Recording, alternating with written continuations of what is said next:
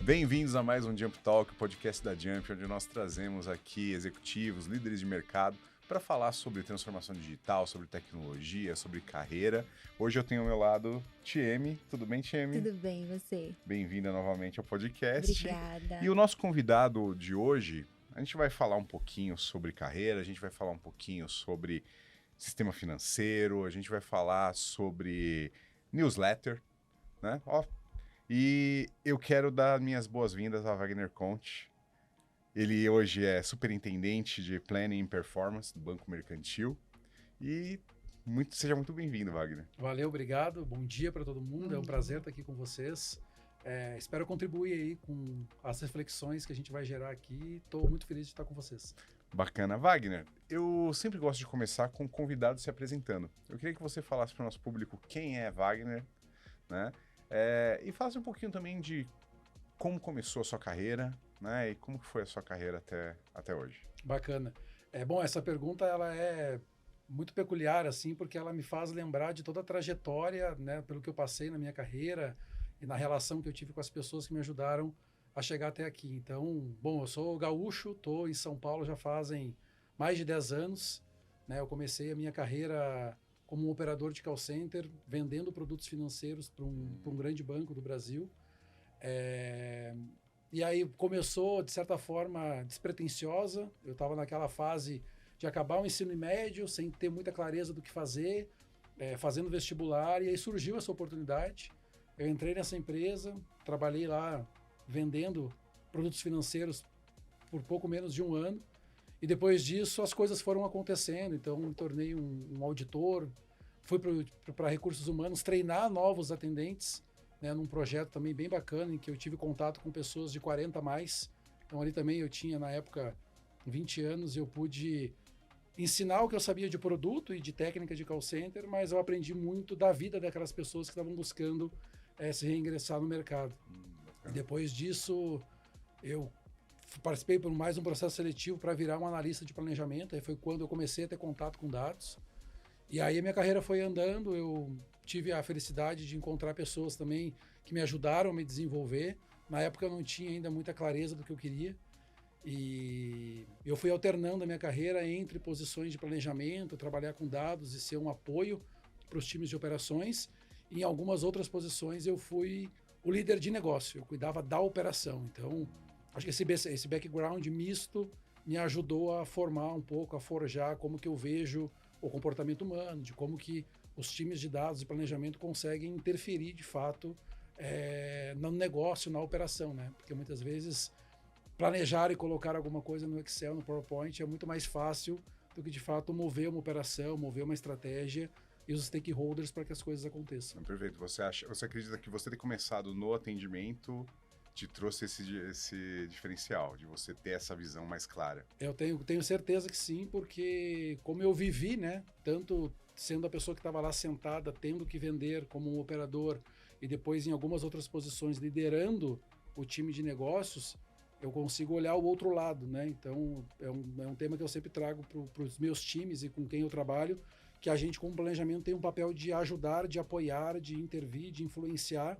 o time de negócios. Então, a gente tem um papel ali de ser o policial ruim, né? O policial mau, naquele sentido de fazer as provocações e mostrar com dados o que precisa ser melhorado, mas ao mesmo tempo ter o olhar que do outro lado tem alguém também com um desafio que é basicamente mover pessoas, né?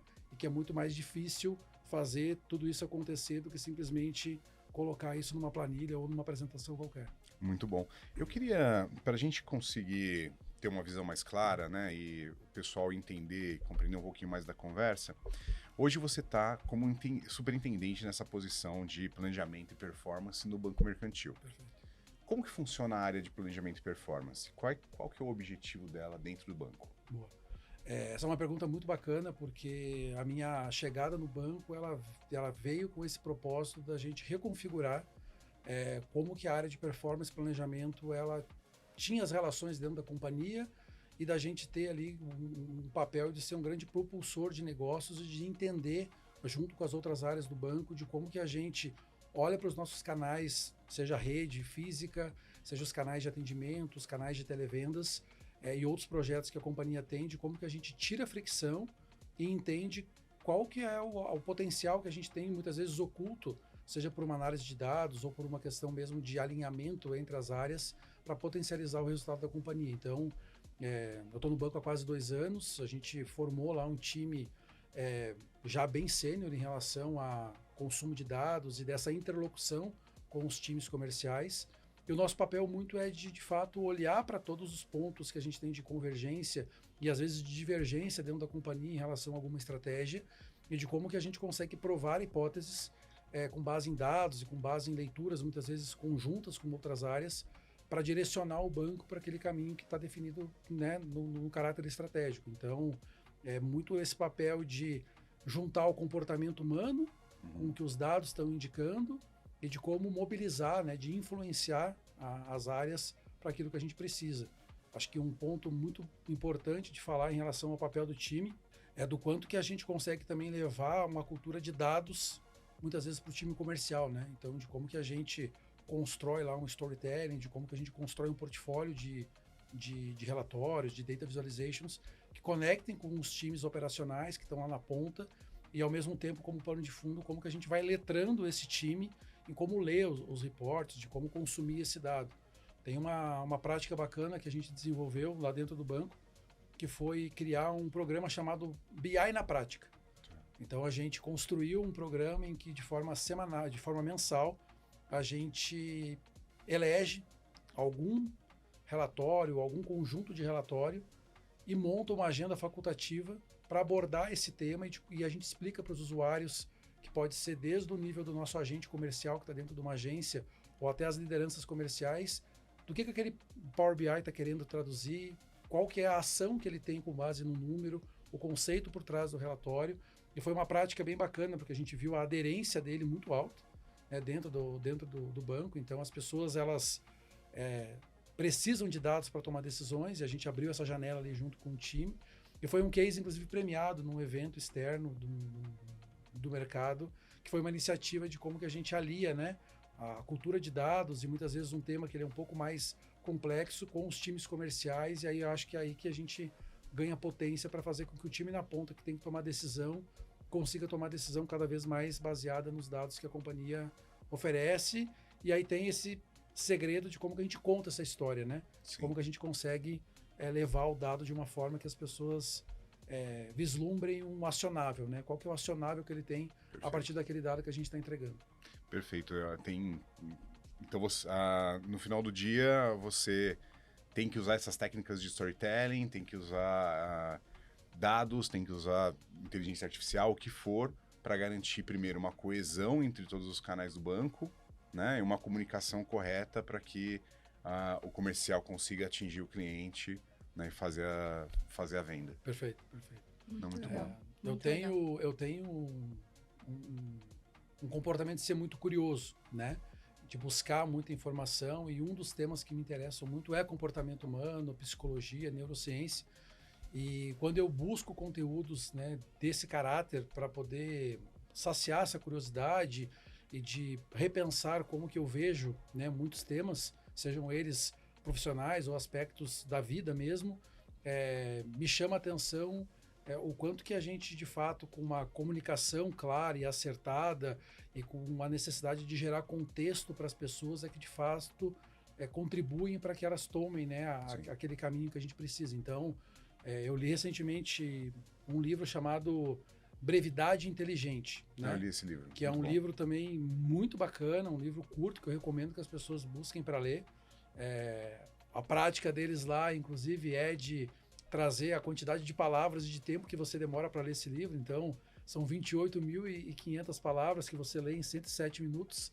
E é um livro que ele abrange e ele ensina como você melhora a sua comunicação com seus stakeholders. Então, acho que no mundo que a gente tem hoje de tanto ruído, de excesso de informação, né? E aí pegando esse papel de um time de planejamento, de atuação com vários stakeholders dentro da companhia, ter essa habilidade de conseguir adequar o discurso, né, para aquele público e de fato de conseguir entregar aquela mensagem que você se propõe, ele acaba sendo diferencial, porque a gente tem esse excesso de informação Sim. que muitas vezes as pessoas também não têm paciência, né, para ler. A gente tem o excesso de distrações nos nossos celulares, com notificações. Então, como que a gente consegue conectar com essa pessoa? E hoje talvez é o bem mais valioso que todo mundo tem, né? Que é o tempo. Como que a gente consegue, e essa é uma busca incessante das redes sociais, como que a gente consegue, de fato, gerar um conteúdo num formato que conecte com essa pessoa e que consiga ali naquele breve espaço de tempo, seja ele 5 minutos, 10 ou 30, fazer com que ela se desplugue dos outros assuntos todos que ela tem na vida e se concentre naquela mensagem. Então, esse eu acho que é um desafio que a gente tem, e aí entra também no tema de conflito de gerações, né? De como que a gente comunica também grupos distintos, para que de fato a gente entregue a mensagem que a gente quer para o resultado que a gente busca dentro do banco ou com alguma outra interação que a gente tem com as pessoas. Ô Wagner, como que você lidou, como que vocês lidaram, né, no tempo com o fator limitante das pessoas, né? Porque você falar sobre um treinamento ou algo, né, relacionado a BI para as áreas técnicas, legal, eles já sabem o que é e tudo mais. Quando a gente joga para a área de negócios, eles já vão criar uma barreira enorme, assim, eu não sei fazer uma planilha. Como que eu vou fazer um treinamento de BI? Como que eu vou aprender a ler um BI? Como que vocês fizeram aí para engajar essas pessoas? Perfeito. Acho que para esse ponto e para vários outros não tem uma bala de prata, né?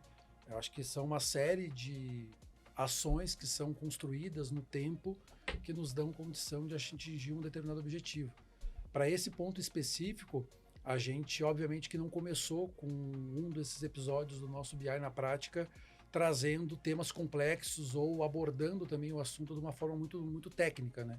Então, uma busca que a gente faz é de primeiro construir esse storytelling e também com base na nossa relação diária com as lideranças comerciais, de ajustar um pouco desse tom e da profundidade que a gente vai dar em determinado assunto. E aí, conforme a gente vai evoluindo, a gente vai construindo essa complexidade. Então, a gente começa mais simples e a gente vai trazendo isso de uma forma um pouco mais complexa. Obviamente que tem ali o papel de quem está apresentando e de trazer para as pessoas que estão consumindo aquele dado da forma mais amigável possível, né, para que no tempo a pessoa se acostume com aquele dado. Tem uma questão toda que envolve a insegurança, né? Quando você se confronta com algo novo, instintivamente você tem ali muitas vezes um recuo, um medo, e aí como a gente trabalha isso de uma forma muito segura, num ambiente aberto com as pessoas, faz com que elas, né, se sintam na liberdade de levantar a mão, de dizer que não entender. Então é um espaço, de novo, facultativo que a gente criou, mas que a gente constrói ele pensando de fato no público, né, de como que eu consigo escolher as palavras certas e construir isso de forma constante, né? A gente vê que não é uma sprint, não é uma corrida de 100 metros, né? É uma maratona, é um caminho longo e que a gente precisa construir isso com o tempo. Então aqui para mim é muito mais importante a constância do que a velocidade. Então de fato a gente fazer um trabalho que ele leva um certo tempo.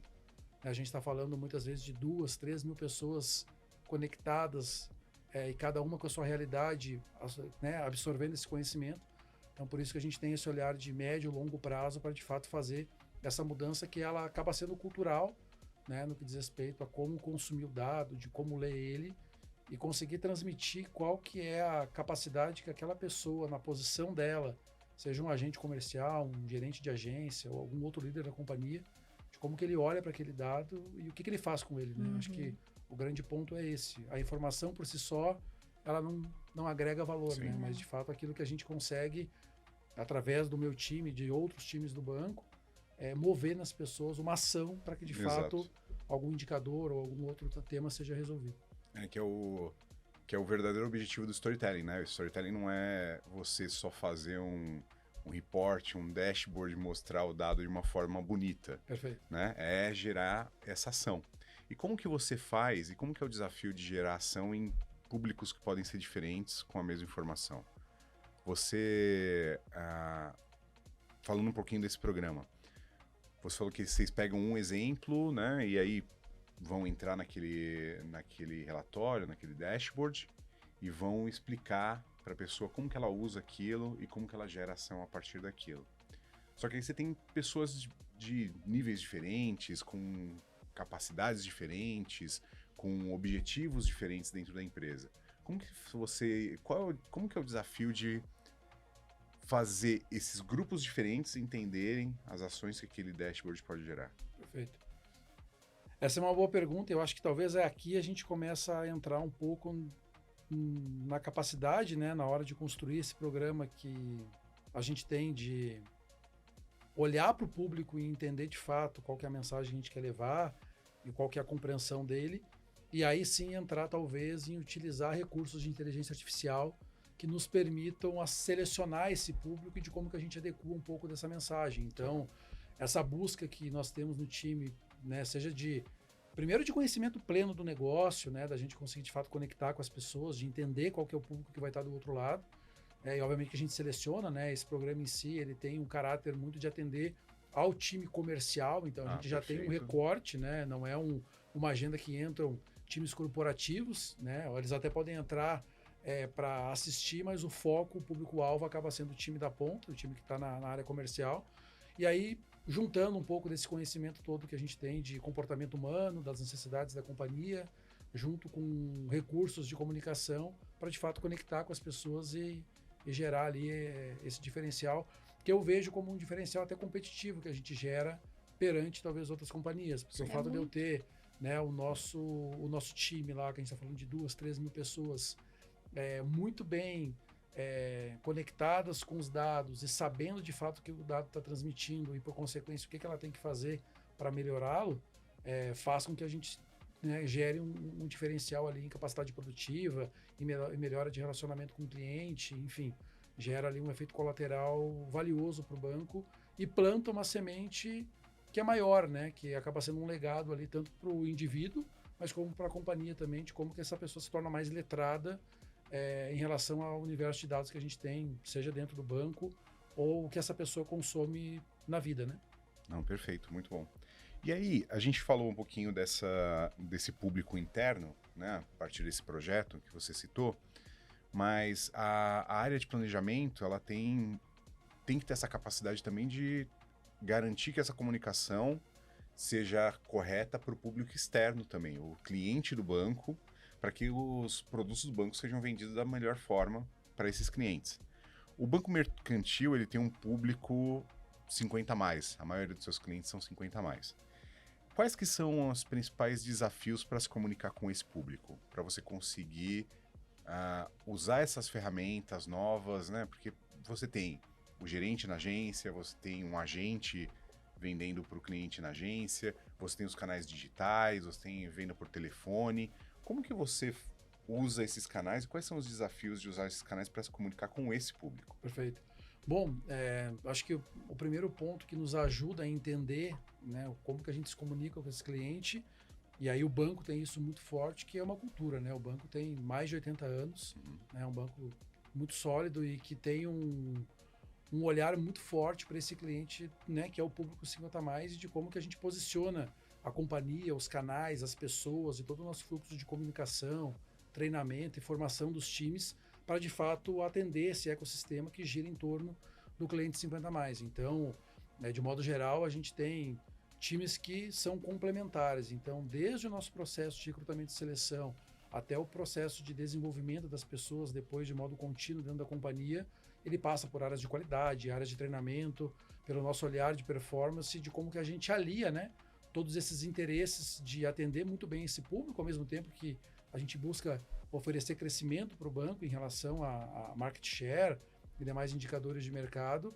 e de fato conectar com esse cliente, que é um cliente que busca confiança, ele busca transparência, né, ele busca ter acesso aos mais diversos canais que a gente oferece, e aí por isso tem um time muito bem treinado na ponta, e os canais também, especialmente os digitais, construídos também, pensado neste público, acabam sendo um diferencial muito importante, né? Então a gente tem um olhar de aliar muito o ambiente digital com o ambiente físico, né? Então esses canais, eles são complementares e a gente entende que o cliente, ele tem que ter a opção, né, de escolher o canal que melhor gera conforto para ele, e que esses canais, eles acabam complementando a experiência que esse cliente tem dentro do banco e a forma com que ele se relaciona com a companhia, né?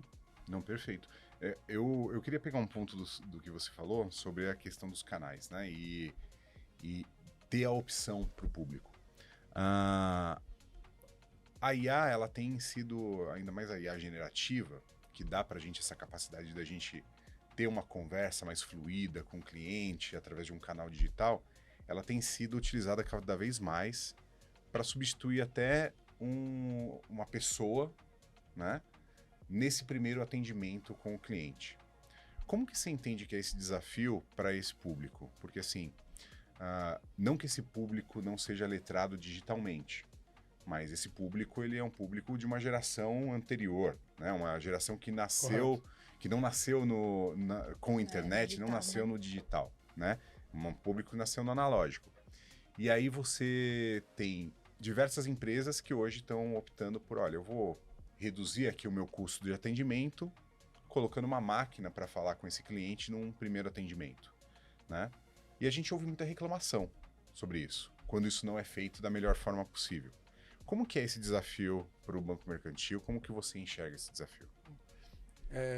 A gente vê a relação do canal digital ou dessas soluções de inteligência artificial, os chats todos que a gente tem hoje no mercado à disposição, como uma forma da gente complementar o atendimento desse cliente.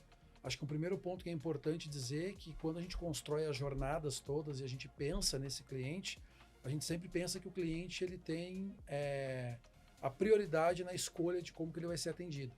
Então, a gente constrói os canais sempre pensando que esse cliente, quando ele não está conseguindo resolver o tema dele pelos canais digitais, ele tem a opção de conectar com o humano. Acho que esse é o primeiro ponto, né? Então, o cliente ele tem ali o controle de com quem ele fala e de como que ele fala. Ele sabe para onde ele Ele sabe, E aí a gente entende que o canal digital e essas soluções, elas complementam e elas ajudam a ganhar produtividade.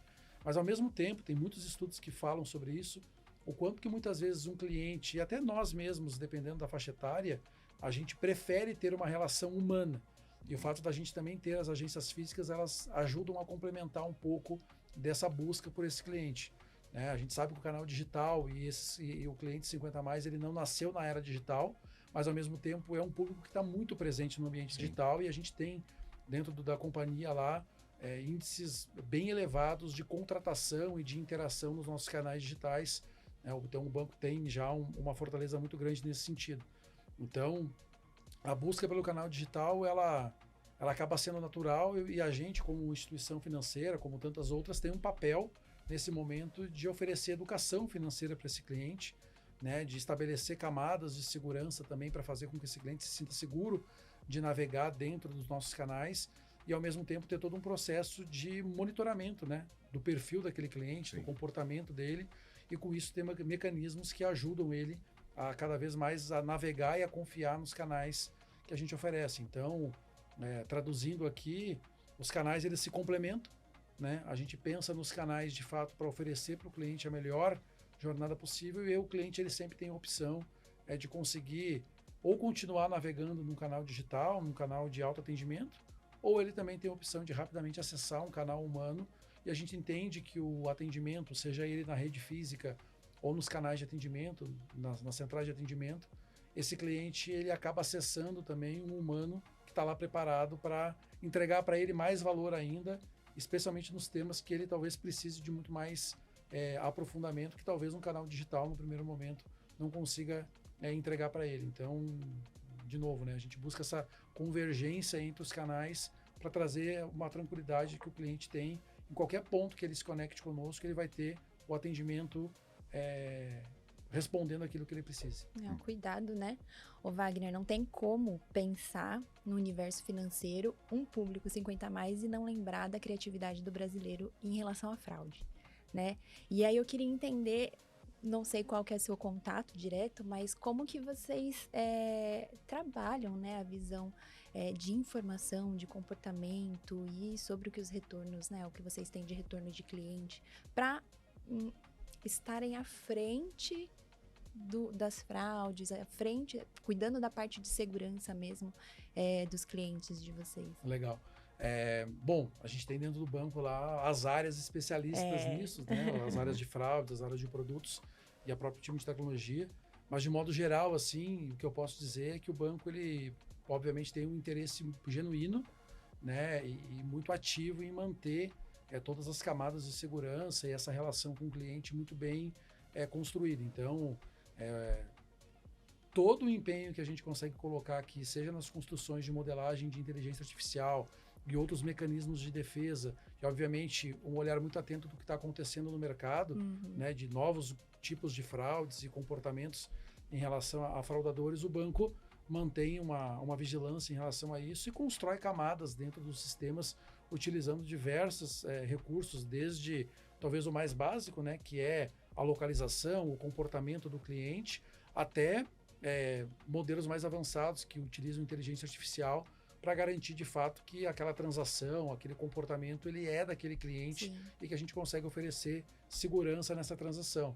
Né? Acho que além disso, tem muito forte a questão de educação, né? De como que a gente leva a educação financeira para esse cliente, inclusive educação digital, para que de fato ele consiga navegar nesse ambiente que muitas vezes pode ser novo para ele, né? Por mais que ele esteja presente em redes sociais, muitas vezes o comportamento dentro de aplicativos específicos, como os bancários, exigem essa educação. Então, a gente tem um portal, inclusive, chamado Portal Viva Mais, que é um portal lá do banco, dentro do nosso ecossistema, em que a gente busca também oferecer essa educação para os clientes e, obviamente, que aliar a nossa presença física com os canais de atendimento para oferecer para esse cliente ali os caminhos que ele precisa para validar qualquer tipo de transação. Então, essa comunicação constante, frequente, né, com alertas dentro dos aplicativos para evitar que ele faça alguma transação ali indesejada, né?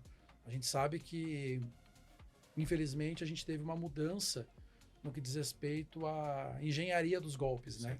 E aí, cada vez mais, a gente fala em engenharia social. Então, não é mais uma invasão, muitas vezes, de um aplicativo ou uma quebra de senha. Não. É muito mais uma influência do fraudador de fazer com que o cliente tenha um comportamento que ele queira para poder aplicar o golpe. Então, de novo, além dessas camadas de segurança, a gente emprega muito essa questão da comunicação e da educação para o cliente para garantir que ele, de fato, tenha ali o comportamento que ele queira e não porque ele está sendo influenciado por alguma pessoa, né? Um exemplo, quando o cliente está navegando, por exemplo, no nosso aplicativo e a gente identifica que tem uma ligação em curso, a gente sobe mensagens para ele, sinalizando para ele que ele pode estar passando por um golpe, porque a gente observa que é estranho, né, o cliente estar com o aplicativo do banco aberto e falando com alguém ao mesmo tempo no telefone. Então, a chance daquilo ali se configurar algum tipo de golpe é muito grande. Então, a gente também garante ali que ele tem algum tipo de sinalização para evitar um comportamento indesejado. Eu ia fazer uma pergunta, não sei se ela é coerente, mas a área de planejamento ela tem que fazer essas análises, ela tem que fazer esse planejamento dessa comunicação com o cliente. Isso é uma das ferramentas que os próprios fraudadores usam, né, como engenharia social. Sem dúvida. Né? Porque, poxa, como que funciona ali o processo de fraude? Quando tem fraude, eu vou ligar para um cliente, vou avisar ele, vou perguntar se ele fez aquela compra ou não, por exemplo, né? E aí o fraudador vai lá e, poxa, não vou usar isso, então, como uma ferramenta social para entrar em contato com o cliente e ele fazer esse caminho que eu quero. Perfeito. Né? Que você mesmo explanou na sua questão. Como que a área de planejamento tem que pensar nisso? Poxa, como que eu faço algo, né, que eu me comunique bem com o cliente e eu ainda tenho esse cuidado de, o fraudador não vai usar isso contra mim? Sim. É por isso que a gente tem muitas vezes, né, os times de fraudes, eles são times que falam um pouco com as outras áreas, porque de fato ali existe um segredo de como que as coisas acontecem e quanto menos pessoas souberem, menos existe a chance daquilo ser quebrado, né? Essa interlocução com o cliente, né, e de como que a gente se comunica com ele, ele foge do âmbito do time de planejamento, aí tem os times de produtos e os times de marketing que são responsáveis por essa comunicação. Obviamente que todas as áreas, de forma mais ou menos direta, acabam participando e ajudando a moldar, né, o como que a gente se comunica. Mas, de fato, a gente vê isso desde que o mundo é mundo, as tecnologias elas existem e elas podem ser usadas tanto para o bem quanto para o mal. Né? A gente tem o fogo que pode aquecer, mas ele também pode queimar alguma coisa. Então, da tecnologia, ela tá aí, e eu acho que o nosso desafio, como qualquer outra empresa, é de usar os recursos que essa tecnologia oferece da melhor forma possível, e aí, obviamente, que o fraudador do outro lado, ele também se serve desses aprendizados, das evoluções todas que as tecnologias empregam, para usar para o lado negativo, né? Então, de novo, por isso da importância da gente ter uma proximidade com esse cliente, uma comunicação, de conhecer muito bem quem é o nosso cliente, para aliar daí, sim, todo o mecanismo tecnológico que a gente tem, junto com as áreas de fraudes e produtos, para que, de fato, a gente consiga monitorar e ter essa clareza de comunicação com o cliente e ajudá-lo, né, a fazer essa transição do mundo,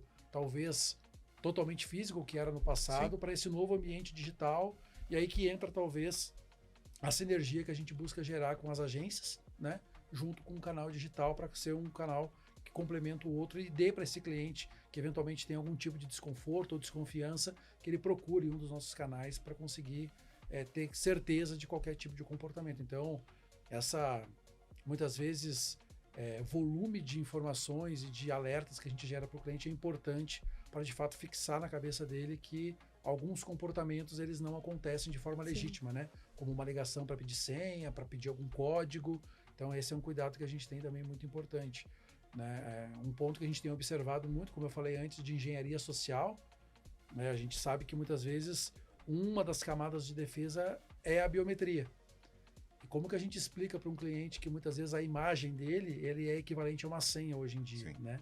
E dependendo da engenharia social do fraudador, ele tem, né, a busca pela biometria do cliente, justificando a coleta dessa biometria de várias formas. Então, a gente também, sabendo desse tipo de comportamento, coloca outros elementos dentro da jornada dos aplicativos e dos outros canais para evitar que uma quebra de uma camada de defesa ela tenha depois 2 ou 3 ou mais camadas que elas acabam se complementando para evitar um comportamento indevido ou um acesso ali que a gente sabe que não é devido daquele cliente. Então, perfeito, muito bom. E aí eu queria voltar um pouquinho e queria entender como que um tema que, se a gente não fala aqui, a gente apanha, que é IA, né? Como que a IA acabou impactando não só a produtividade, mas o dia a dia como um todo dentro da operação comercial do banco? Bom, eu acho que a IA ela tem um potencial muito grande, né? Acho que a adesão, inclusive, da IA, ela é muito mais um elemento que diz respeito ao comportamento humano do que, de fato, a tecnologia em si. Sim. A gente escuta muitas vezes algumas pessoas falando em aplicar IA para resolver problemas ou dores que não necessitam de IA, né? Então, acho que esse é um cuidado importante da gente conseguir separar e, de fato, colocar a ferramenta para resolver problemas que, de fato, fazem sentido. Lá dentro do banco, e eu vejo isso também no mercado, a IA ela tem desde capacidade de resolver problemas de atendimento, como construção de agentes e bots, e especialmente, talvez, no consumo desses dados e de como que a gente consegue, de uma forma mais assertiva, a traduzir tudo que a gente tem de dados em, de fato, uma informação que gere a ação dos times comerciais ou de algum outro stakeholder do banco. Então, lá dentro da companhia, a gente tem usado muito a IA para, de fato, olhar para esse universo de dados que a gente tem, e aí pegando aqui o chapéu do meu time de planejamento e de conexão com os canais, de como que cada vez mais a gente tenta antecipar tendências daquilo que a gente tem observado em alguns elementos que estão na nossa discussão. Então, desde o comportamento individual de um determinado agente, da gente entender como que está a produção dele e o que aquilo indica de, por exemplo, a gente precisar colocar ele para um treinamento, para uma reciclagem. Então já tem ali tendências que a gente começa a observar. Um trabalho forte que a gente fez recentemente também passou um pouco por entender, né, fazer um trabalho de People Analytics para a gente rever também um pouco do nosso processo de recrutamento e seleção e de quais variáveis que podem nos ajudar a entender melhor esse colaborador e de agregar conhecimento dele de forma mais personalizada, né? A gente sair um pouco daquele treinamento mais amplo, e aí tem um trabalho muito forte com os times de treinamento e qualidade, a gente juntar tudo isso para entregar uma formação mais tailor-made para aquela pessoa, e de traduzir de novo todo esse aspecto que a gente tem de tecnologia, de dados, de incerteza, de ruído na informação, em de fato algo que seja concreto para os times. Então, a gente tem feito um trabalho lá de como que eu levo para o gestor comercial já um briefing, um resumo de quais são os principais ofensores do time dele, onde que estão as fortalezas.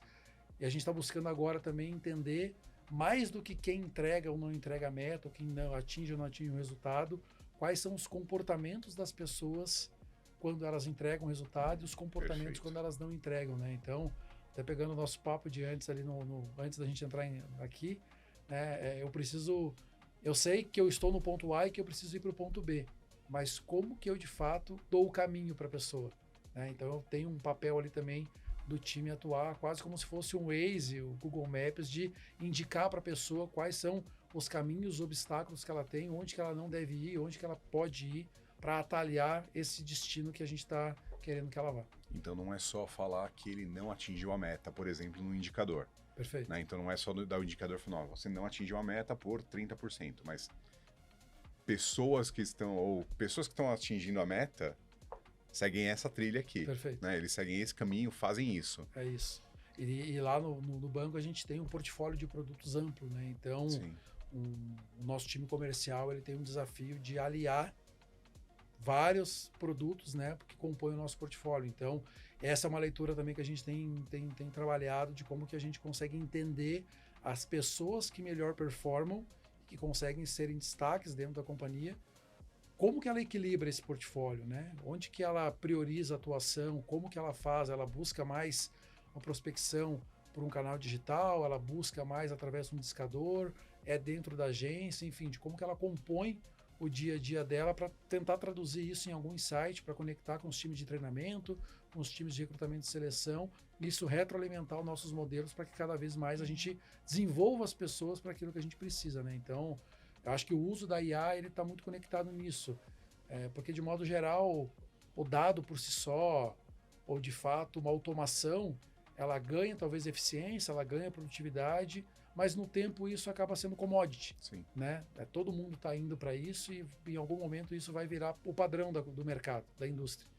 Então, o nosso olhar muito de forma corporativa é de fugir um pouco talvez desse óbvio, que é ganhar produtividade, que é muitas vezes ligar um bot, alguma coisa nesse sentido, e talvez ir muito mais para o comportamento humano e de como que a gente consegue agregar valor na jornada dessas pessoas, né? E aí entra inevitavelmente o tema da hiperpersonalização, de como que a gente consegue conectar com aquele indivíduo e passar um recado para ele, né? Que de fato seja algo específico e que ele olhando para aquilo que a gente está dando de feedback, de relatório, de estímulo, ele veja que é para ele.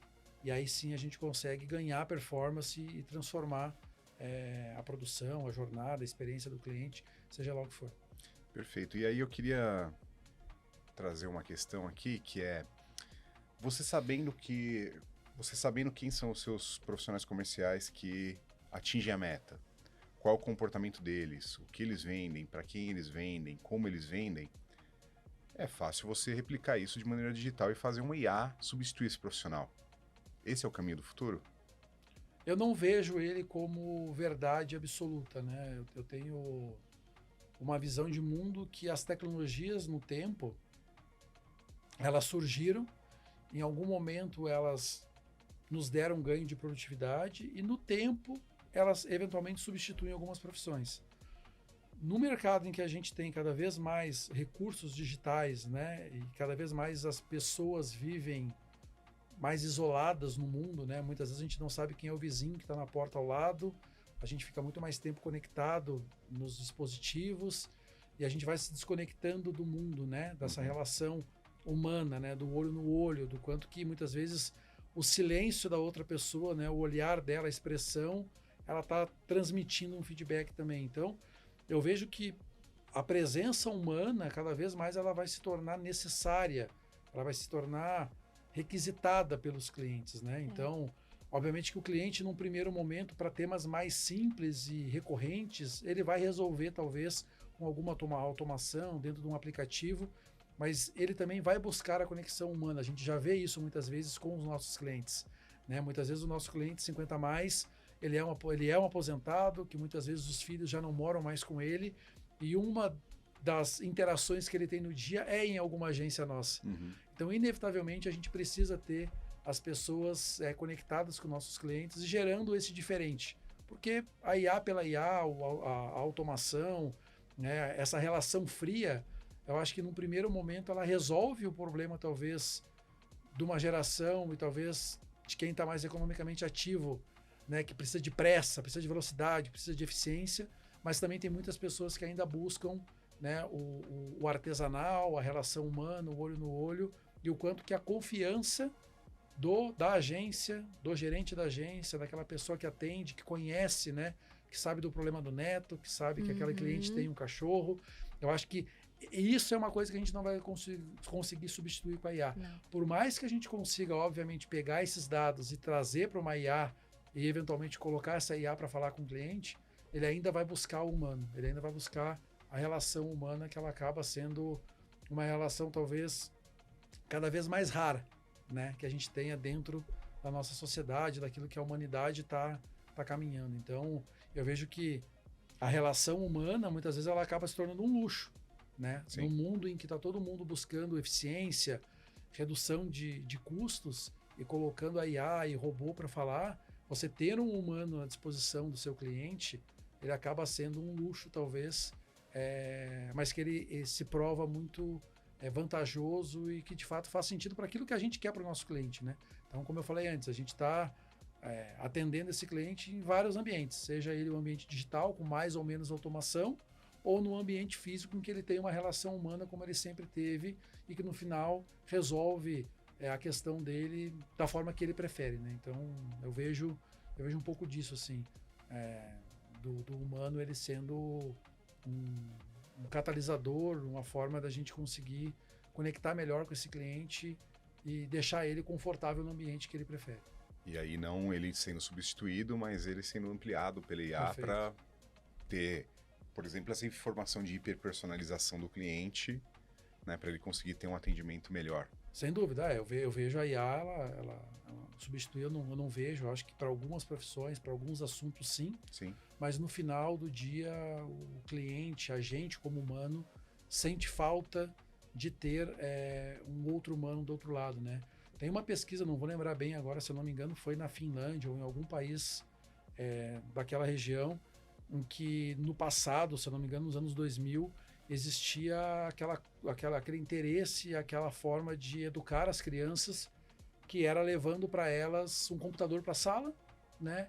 E toda a interação ela era feita através de notebooks dentro da sala de aula, e depois os educadores e psicólogos começaram a perceber que as crianças estavam perdendo a capacidade de reagir ao olhar do outro lado, né?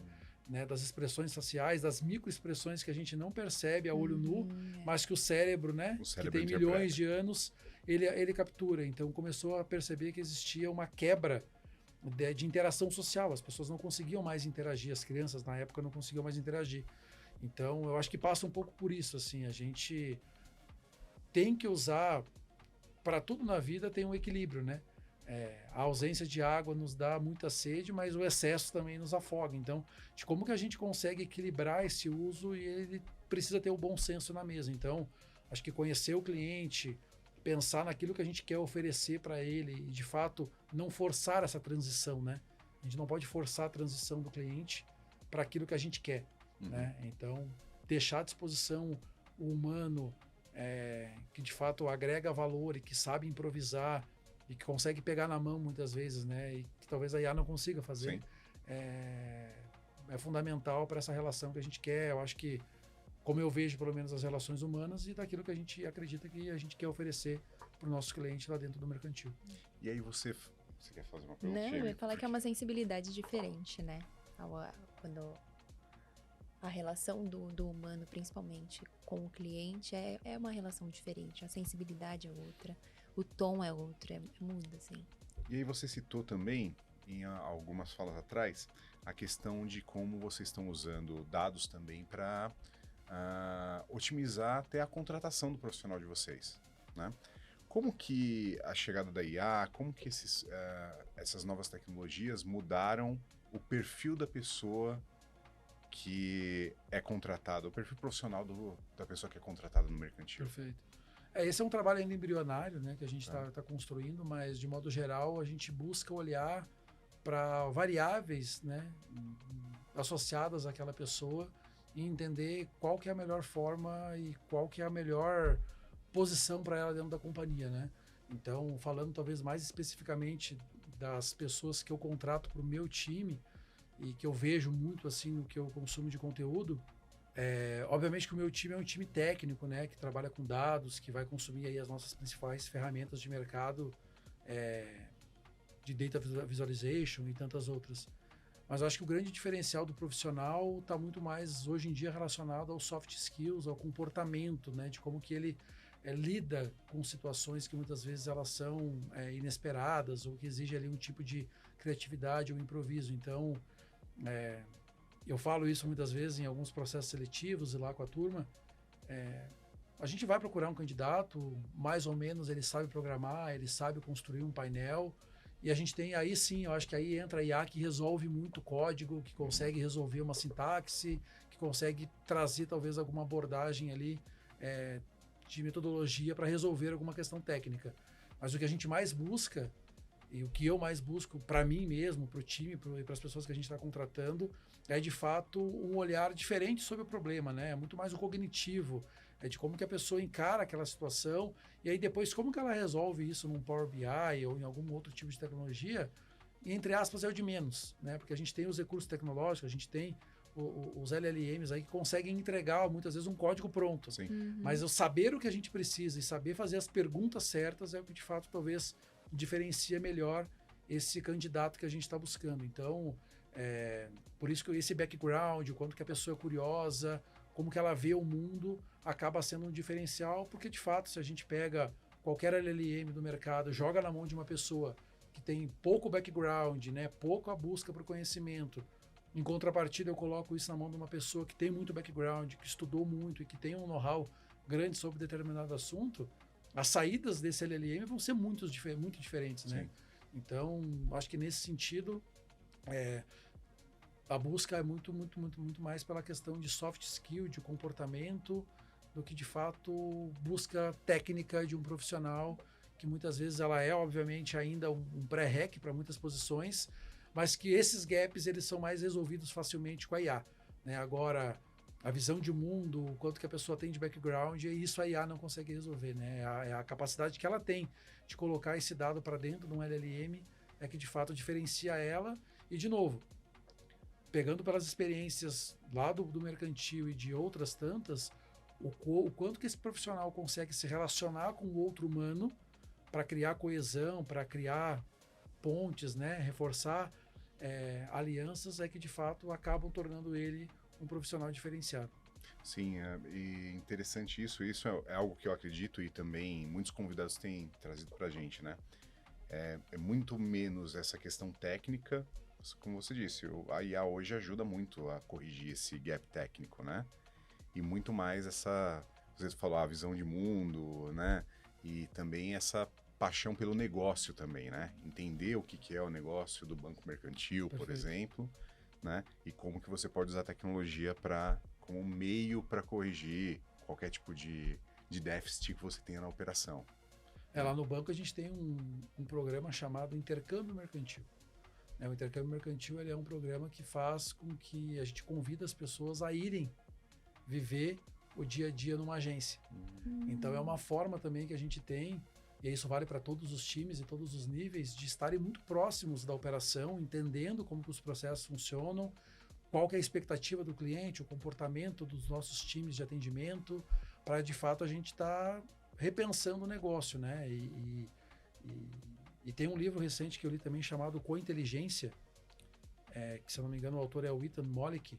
Ele é um professor americano e ele aborda no livro justamente essa questão do quanto que as soluções de inteligência artificial, elas de fato elas precisam ter um caráter de complementariedade em relação àquilo que o humano tem de valor para entregar na posição que ocupa. Então, A gente não pode ter a falsa sensação que o fato da IA existir, que ela vai resolver os problemas, porque ela não vai, né? Todo mundo Sim. já experimentou mais ou menos ali algum LLM, dependendo do nível de contexto que você dá, você consegue ter respostas muitas vezes erradas, porque você não pode confiar 100% naquilo que está sendo entregue. Então, não adianta a gente conseguir oferecer esses recursos para os times e, ao mesmo tempo, não ter do outro lado ali um profissional bem capacitado e com essa proximidade com o negócio, né? Estar conectado com o negócio, entender como que o cliente funciona e até mesmo as barreiras culturais que existam dentro da companhia, de como que as coisas funcionam, elas são determinantes para saber como que você usa, né? Acho que talvez um engano é achar que a IA ela resolve todos os problemas. Na verdade, ela é mais uma solução, talvez como o nosso bom e velho conhecido Excel. Ele tem aplicabilidades diferentes para resolver problemas diferentes e ainda assim a gente vai precisar de alguém que consiga pilotar e extrair o maior valor daquilo, né? Ela por si só, ela é só um meio, né? Ela não é o fim. Então, o fim ainda é o humano muito bem empoderado da posição que ele está, com conhecimento pleno do negócio, do cliente, e de aliado com a estratégia da companhia, seja ela qual for, para extrair o maior valor possível daquilo e, de fato, entregar valor para o consumidor final ou para o cliente interno. Muito bom, perfeito. Partindo para um outro tema, eu estava dando uma olhada no seu perfil e estava conhecendo um pouquinho mais o Wagner antes da gente conversar. E aí eu me deparei com uma newsletter que você faz. E aí eu acho muito interessante porque a gente está vivendo num mundo que informação a gente tem pra caramba, né? E a gente não tem, eu acho, na minha visão, e é um papel que eu acho que é muito importante, vai ser cada vez mais importante no futuro, e as newsletters estão sendo ficando cada vez mais populares por conta disso. Sim. Alguém que faça uma curadoria de tudo isso que a gente tem, né? E aí você decidiu criar a Códice. Qual que foi a sua ideia quando você criou a Códice, né? E qual que é o objetivo da Códice? Que é uma newsletter, se você quiser, depois a gente vai colocar o link aqui, uma newsletter no Facebook, no LinkedIn do Wagner, e que já tem mais de 80 edições, pelo que eu vi lá. Tem quase 90 edições. Exato, tem mais de 80 edições e com temas muito relevantes, né? E trazendo todo esse conhecimento que você busca, né? E que você falou que tem esse prazer de buscar esse conhecimento, mais mastigado, né, para o público. E eu acho que essa curadoria é muito boa, né, para o público final. Boa. Essa newsletter ela foi criada de forma não intencional, vamos dizer assim. Como eu comentei antes, eu sou um leitor voraz, né? Então é um aprendizado também que eu construí no tempo, que talvez conecte um pouco com tudo isso que a gente falou, que é o quanto que a gente consegue se desplugar muitas vezes de ficar no modo automático dentro de um Reels, né, das nossas redes sociais e com as distrações todas que um celular na nossa mão gera. Sim. E basicamente eu troquei esse tempo, né, que eu despendia, eu acho que como muitas pessoas dentro do celular, por tempo de leitura. E aí, por ter esse hábito de ler bastante e de buscar conhecimento bem amplo, eu comecei, e enquanto eu estou lendo eu vou anotando, né, vou marcando alguns trechos. Então meus livros são cheios de post-its e etc, que é uma forma que eu tenho de ir absorvendo esse conteúdo, né, e de ir fixando ele, e aí juntando, né, conectando assuntos mais técnicos com o comportamento humano, com tendências de mercado e etc. E aí eu comecei, antes de criar de fato a Códice, eventualmente de fazer algum post dentro do LinkedIn para compartilhar isso com as pessoas, mas não com o intuito de fato ganhar audiência. Sim. Nem nada desse tipo. Mas quando eu paro para escrever, é uma forma que eu tenho também de aprender mais, de fixar esse conteúdo. E eu faço isso também muito com o meu time, né? Então, eventualmente, eu estou lá compartilhando algum PDF, algum estudo, algum artigo, alguma dica de leitura. E aí, conversando com algumas pessoas de mercado, acho que foi, eu não lembro exatamente a data que eu criei a Códice, acho que faz menos de um ano. Mas conversando com uma pessoa, ela me disse, cara, eu leio teus textos, eles são legais, por que tu não cria uma newsletter? E nunca tinha me passado pela cabeça. E aí, com base nesse encorajamento dessa pessoa, eu tomei ali a coragem de criar a Códice.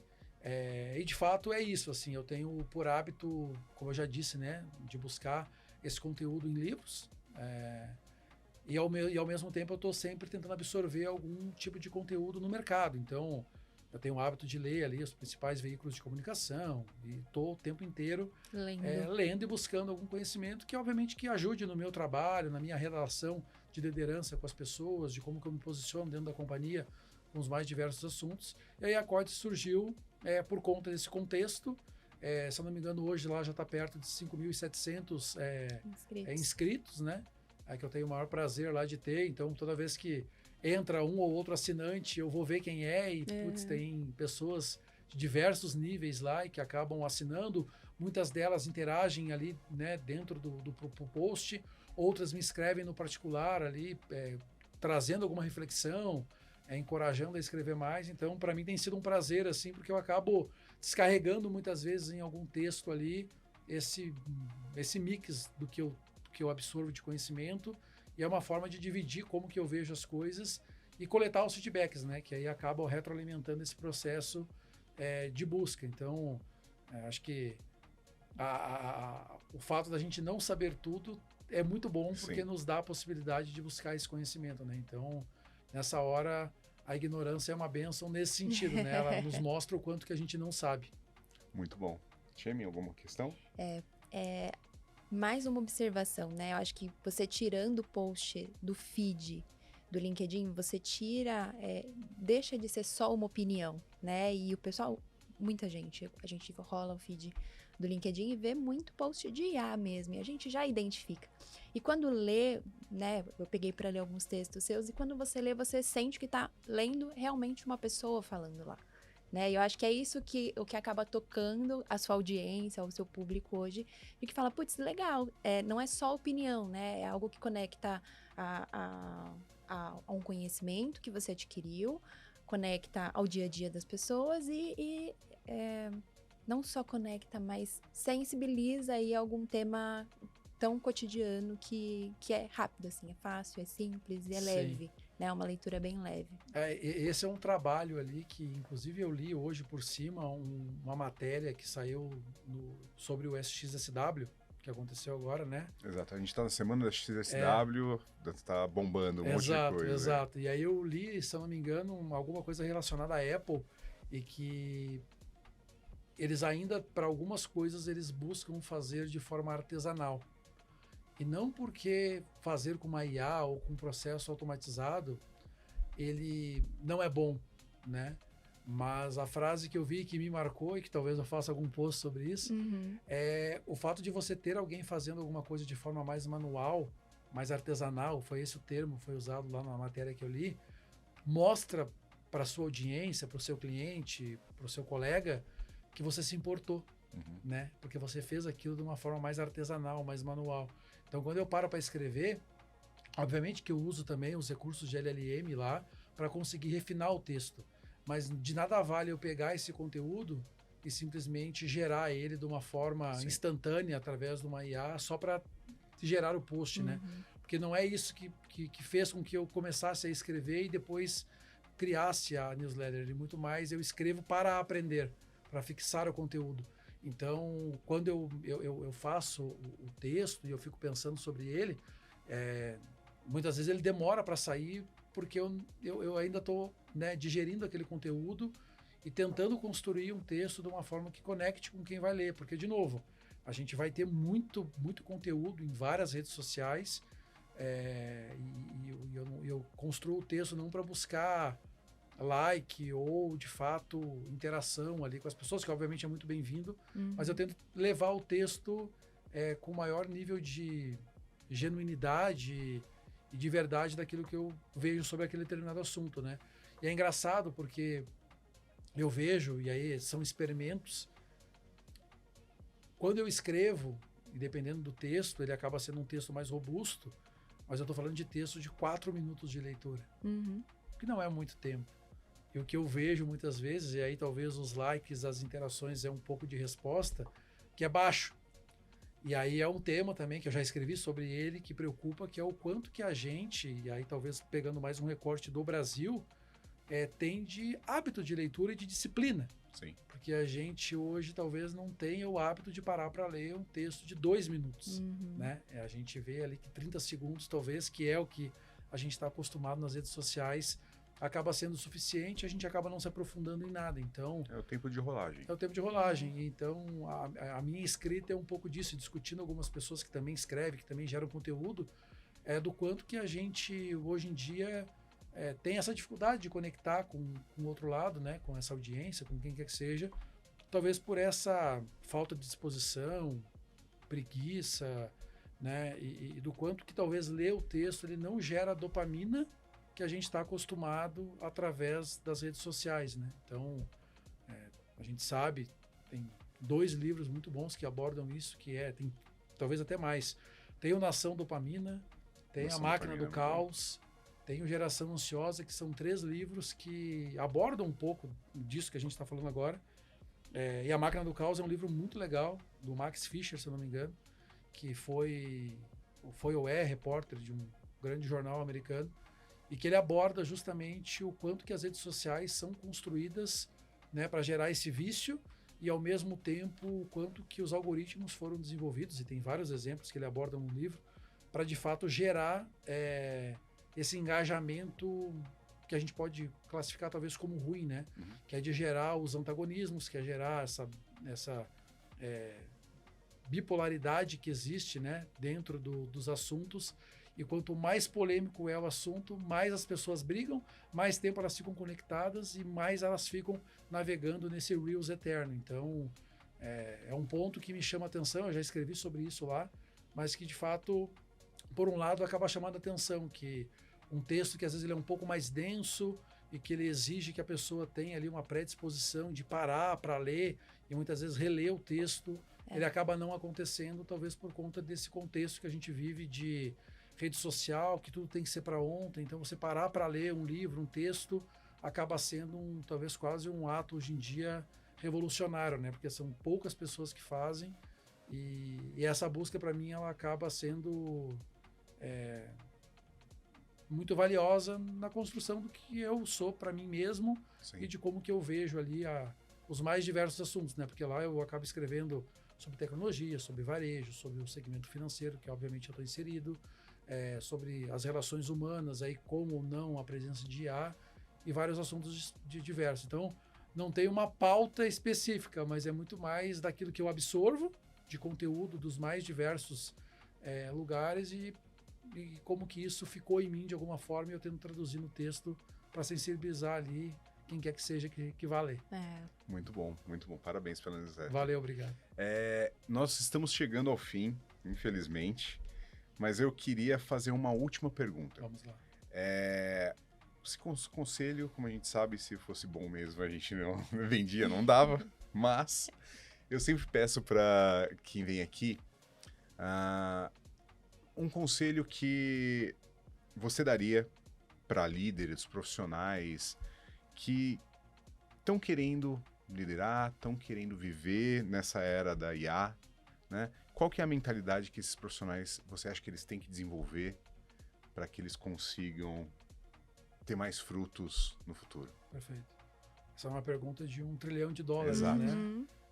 Mas, assim, da minha forma de ver as coisas, de ver a vida, eu acho que para qualquer pessoa, o primeiro é ter entrega, né? Ter paixão por aquilo que está fazendo e, de fato, ser uma pessoa que tenha curiosidade, mente aberta para aquilo que o mundo vai oferecer a ela, né? Então, num mundo tão veloz que a gente vive, com muito recurso digital, com interações, né, que acabam acontecendo de forma instantânea, e a gente tem a possibilidade de falar com qualquer pessoa no mundo hoje em dia, com a IA, por meio das redes sociais, etc. Então, acho que essa capacidade da pessoa estar aberta para o mundo, né, de ter uma curiosidade, de buscar fazer o melhor, eu acho que acaba sendo um diferencial, porque